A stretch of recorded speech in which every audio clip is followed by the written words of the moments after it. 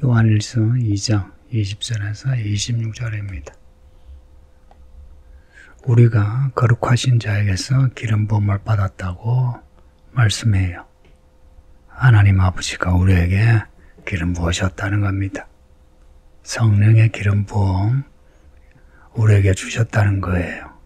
성령 받았다. 성령으로 거듭났다. 성령 충만하다. 다 기름 부음입니다. 구약에 성전의 모든 기물들이 다 하나님의 정하신 기름으로, 그런 제조법으로 만든 기름으로 성전의 기물들을 발라요. 신약의 교회도 성령의 기름 부음으로 교회가, 제 교회다움이, 성도와 성도다움이 있는 겁니다. 만일에 기름 부음이 없다면 우리의 믿음은 아무것도 아닌 거예요. 교회라 이름하지만 교회가 아닌 거죠. 거룩하신 하나님이 우리에게 기름 부으셨으니 우리도 또한 거룩해야 하는 겁니다. 기름 부음을 받은 사람은 하나님의 은혜 가운데 있기 때문에 하나님이 주시는 지혜가 있습니다. 사람이 아무리 공부해도 알 수 없는 하나님이 주시는 지혜가 있어요. 그 지혜로 모든 것을 안답니다. 모든 것을 안다. 성도님들, 정말로 모든 것을 아시는지요? 모든 것을 알려면 기름 부음을 받은 사람으로서 항상 그 기름에 의지합니다. 성령을 의지하여 성령 충만할 때에 모든 것을 아는 지혜가 나오죠. 성령을 받아도 그냥 찰랑찰랑하면 모든 것을 아는 지혜가 안 되죠. 항상 뭔가 부족하죠. 사실 많은 성도들이 성령 충만하지 않은 채로 말을 하고 행동하기에 그 모든 것에 열매가 없이 참 인생이 헛되는 경우가 많습니다. 우리는 성령 충만한 성도가 됩시다. 기름 부음을 받은 사람은 안다고 하는 것, 이것을 그대로 받아들입시다. 그래서 성령이 우리에게 지혜를 주신다. 이걸 믿으신다면 성령을 의지하는 겁니다. 우리가 진리를 알지 못하기 때문이 아니라 알기 때문에, 모든 것이 전 진리에서 나지 않기 때문에 이 말씀을 기록했답니다. 요한이 요한일서를 적을 때에 우리는 이 말씀을 알아듣는다는 거예요. 왜냐? 우리는 하나님에게서 난 하나님의 자녀이기 때문에. 거짓말은 하나님에게서 난 것이 아니에요. 그래서 거짓말하는 사람은 하나님의 말씀을 잘 알아듣지 못해요. 그들의 아비는 하나님이 아니고 마귀이거든요. 그래서 마귀가 거짓말해서 사람을 미혹해서 죄를 짓게 하죠. 그 거짓말하는 자가 마귀입니다. 그리고 거짓말하는 사람은 또한 마귀에게 속한 사람입니다. 가장 큰 거짓말이 뭔지 아세요? 예수님이 그리스도이심을 부인하는 것이에요. 그리고 아버지 하나님과 아들을 하나님을 부인하는 겁니다. 세상의 가장 큰 거짓말입니다. 돈 때문에 아니면 자신의 욕구 때문에 거짓말할 수는 있어요. 그래서 그런 거짓말 하고 난 뒤에도 하나님께로 돌아가 잘못했습니다. 회개할 수 있어요. 그런데 예수께서 그리스도이심을 아버지와 아들을 부인하면 회개가 힘들어요. 왜냐? 성령을 해방했거든요. 성령의 기름 부음을 받은 사람은 예수께서 그리스도이심을 인정하고 아버지와 아들을 인정하고 성령 안에서 신앙 고백하며 성령을 쫓아가거든요. 그런데 그런 성령의 인도하심을 마다하고 아버지와 아들을 부인한다면 성령 회방하는 겁니다. 그래서 그런 사람은 회개하기가 힘들어요. 그런 사람은 예수님을 알지 못하고 아버지 하나님은 더욱더 알지 못해요. 입으로는 뭐라고 신앙 고백을 하는지 몰라도 신앙 고백과 달리 실제로는 예수님을 안 믿는 사람이고 아버지 하나님의 자녀가 아닙니다. 이런 사람이 적그리스도란 겁니다. 적그리스도가 뭐냐? 예수께서 그리스도이심을 부인하는, 아버지와 아들을 부인하는 그 사람이 적그리스도예요. 위에 적그리스도, 많은 적그리스도들이 있어요. 요한계시록에 나오는 그 적그리스도 짐승은 단수입니다. 그렇게 마지막 날에 등장할 적그리스도가 있지만 그러나 그 전에 그 적그리스도와 닮은 적그리스도들이 무수히 많아요. 교회 안에서. 그래서 그 사람들의 특징이 뭐냐? 아들 그리스도 이 심을 부인하는, 그리고 아버지와 아들을 부인하는 자입니다. 의외로 많은 사람들이 교회 안에서 예수님의 그리스도의 심을 부인합니다. 말로는 예수님이 나의 그리스도이십니다라고 고백을 해도 실제로는 부인하는 사람들이 많습니다. 어떻게 부인하는지 아세요? 예수께서 말씀하시는데 그 말씀을 잘 듣지 않아요. 순종하지 않아요. 불순종이 죄인가 하십니까? 불순종하고 말씀을 떠나서 할 때 마귀와 가까운 겁니다.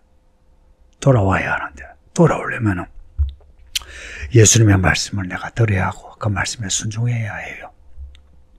근데 예수의 말씀을 계속해서 듣지 않고 순종하지 않는데 말로는 예수를 믿는다니까 이율배반적이죠. 이런 모순이 우리를 더 악하게 만들어요.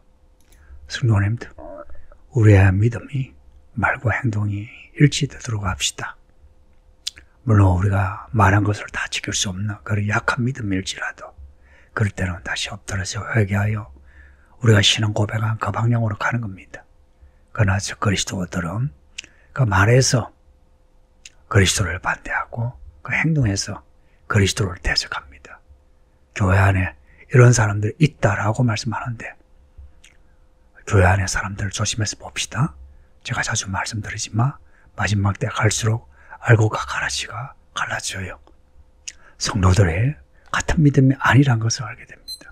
그래서 성도들을 사귈 때에 갈에서 사귀세요. 가능하면 믿음의 사람을 사귀세요. 믿음의 사람이란 성령의 기름 부음을 받고 진리를 아는 사람입니다. 성령의 기름 부음을 받은 사람은 기도하는 사람이에요. 진리를 아는 사람은 성경에 모든 것을 다 받쳐 성경을 아는데 헌신한 사람입니다. 말씀을 잘 배우는 사람입니다. 성도님들, 그렇게 말씀을 잘 배워가지고 이 교회에 무슨 멤버십 가지고 교회를 위해서, 하나님 나라가 아니고 교회를 위해서 여러분 보고 뭐 하라고 하는 거 아닙니다. 이 교회가 교회답다면 하나님의 나라에 속한 교회여야 해요. 그래서 우리는 서울 이기는 교회 다니지만 서울 이기는 교회를 위해서가 아니고 하나님의 나라를 위해서 믿음 생활을 하는 겁니다. 이런 스케일을 버리지 마세요. 이런 스케일을 가진다면 우리가 더욱더 이 말씀 안에서 하나님의 나라를 발견하고 또한 우리가 받은 소명을 확인하고 이 소명을 감당하기 위해서 능력을 갖추기 위해 성령의 기름 부음을 사모하죠. 기도하고 또 기도하는 겁니다.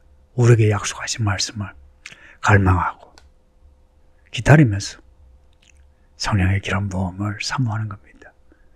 우리가 믿음으로 사는 것, 우리가 우리 힘으로 되는 것이 아니라 하나님은 우리에게 기름 부어 주셔야 믿음으로 살 수 있다는 거 잊지 마세요.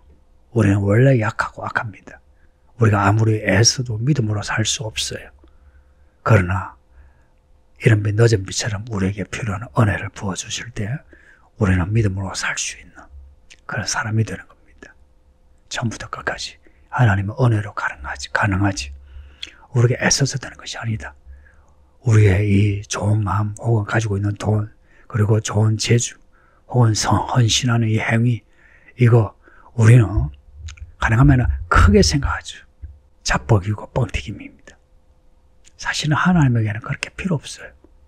그럼에도 우리를 사랑하시는 것은 그리고 그것을 마치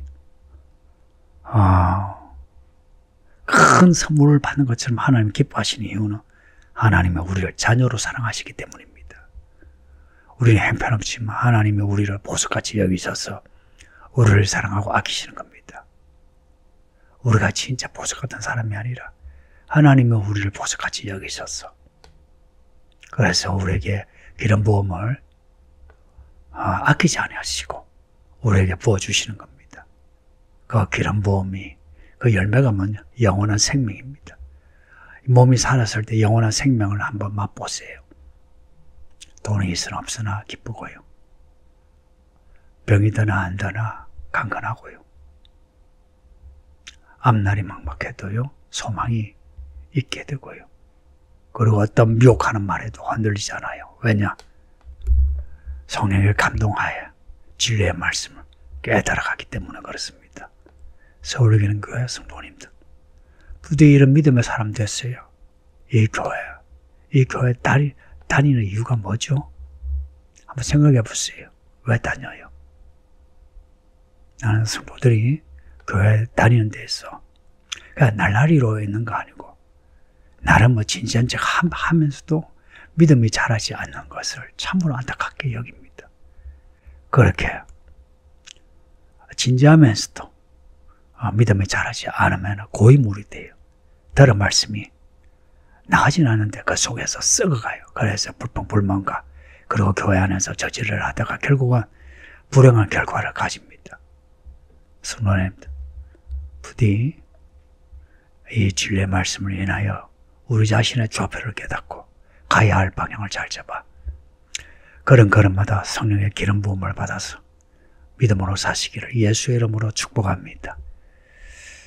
아버지 하나님 감사합니다. 요한일서를 읽고 있나이다. 잘 읽고 잘 들어 잘 배워 요한일서에서 요한이 우리에게 주시는 메시지를 잘 받아들이게 하소서. 그래서 이 마지막 때에 이 세계를 잘 감당하여 믿음으로 이기는 자들이 다 되게 해 주소서.